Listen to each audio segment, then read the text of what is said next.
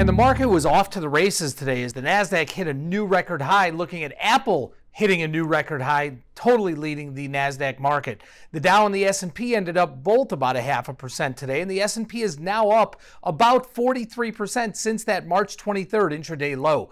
Banks also rallied today. You saw JP Morgan, Citicorp, Bank America all up about 1%. And this came on the heels of some overnight volatility that we got after the Navarro comments.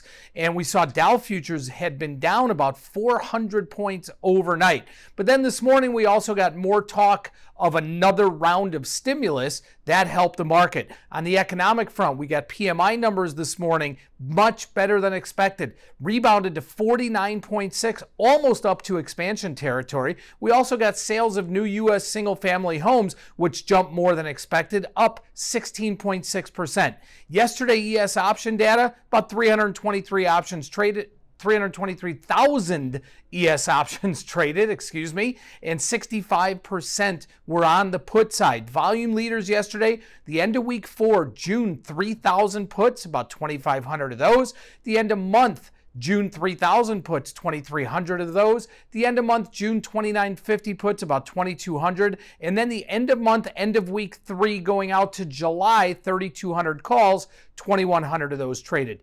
ES options pricing in a move to this Friday of about $68 in the S&P. Bitcoin, haven't talked about it much recently as it's been a lackluster couple of weeks, trading in a big tight range, I should say, from about 9,100 to 9,600. However, watch for some major volatility later this week. Later this week, 100,000 options are set to expire on June 26th with a notional value of about $930 million. That is 70% of the total open interest. 25% of all those options are listed here at the CME, and almost all of those option contracts at the CME are call options with the strike price of $11,000 or higher.